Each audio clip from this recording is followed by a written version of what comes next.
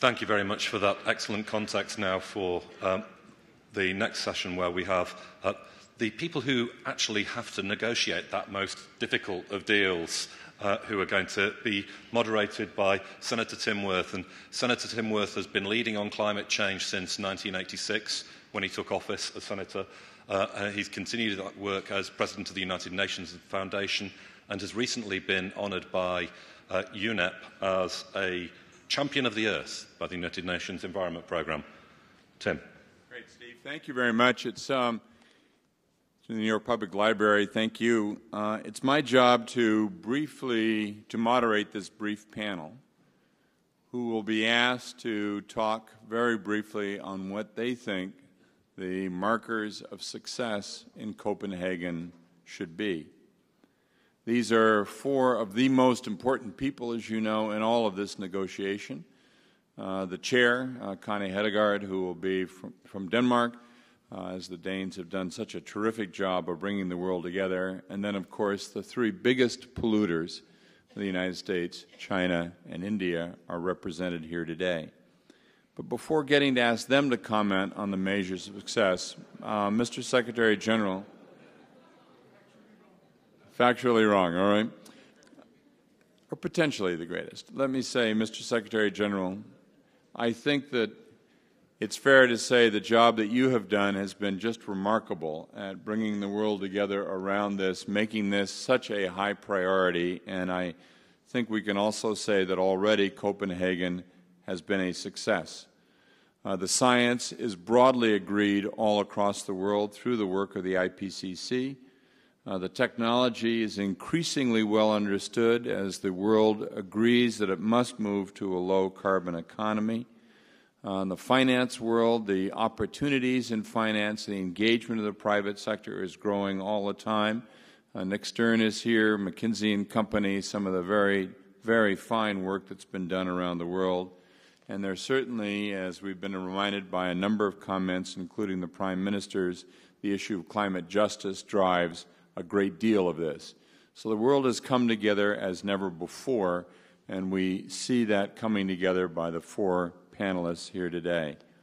I think, as Mr. Blair reminds us, this is not about, as I quote you, not about settling on a fixed percentage, but what are the measures of success that come out of Copenhagen, that we will mark this as a very, very important way station on the way toward a low-carbon economy for the globe.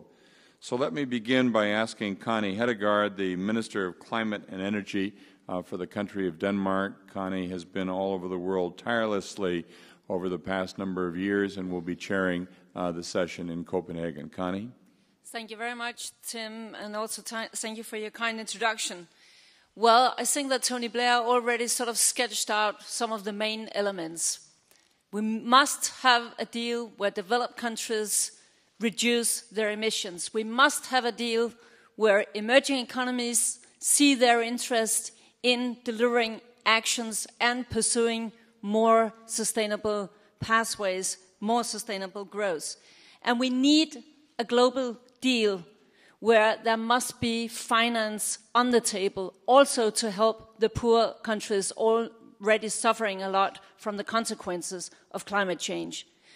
Then I will spend the rest of my 2 minutes here to ask the question, why is it so imperative that we make the deal now in Copenhagen this year? As a former journalist, I know that sometimes you really need a deadline to be kept to get things done. And it's important to get it done now because the world has been waiting and talking for long enough. It's important because the longer we postpone decisions, the more severe the consequences. And it's important because the longer we hesitate to do the necessary, the more expensive the bill that we pass on to future generations. And then one more thing. It is doable. We can sign up this year. We can make the political deal. And to those who still believe, well, isn't it going to be a bit expensive? I will say no.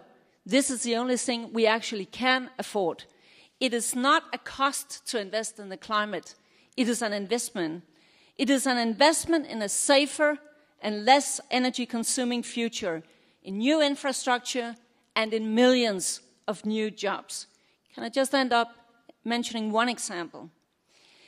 Last year, a report argued that a US energy efficiency program could cut energy demand by a fourth, reduce greenhouse gases by a fifth, and save at the same time $1,200 billion by the year 2020.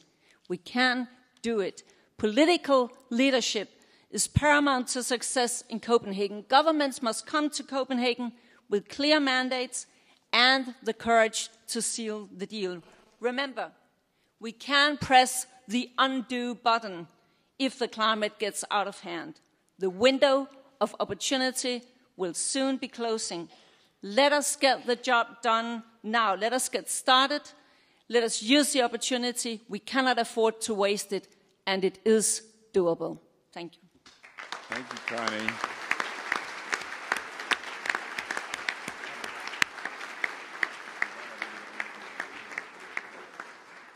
Todd Stern is the U.S. Special Envoy for Climate Change, having been appointed by the President in January of 2009. He previously was assistant to President Clinton and the staff secretary in the White House. Todd, give us your picture on how rapidly we can reach Connie's dream and what are some of the markers that we ought to look for between now and the end of the Copenhagen process. Thank you very much, Tim. Thank you for everybody else, Paul Leclerc, Steve Howard, Hugh Jackman, and many others who've made this event possible, and especially to Secretary General Ban Ki-moon and Tony Blair, Connie, Tim Wirth, who have shown such exceptional leadership on this issue for years. I'm also very pleased to be joined by distinguished representatives from India and China, my friends Jairam Ramesh and Su Wei. I've had the opportunity to work with them throughout the year and had the opportunity to travel to both of their countries with Secretary Clinton. And I must say I came away with a deep appreciation for all of the things that are already being done and that are being planned to be done in both India and China to promote clean energy and climate and combat climate change.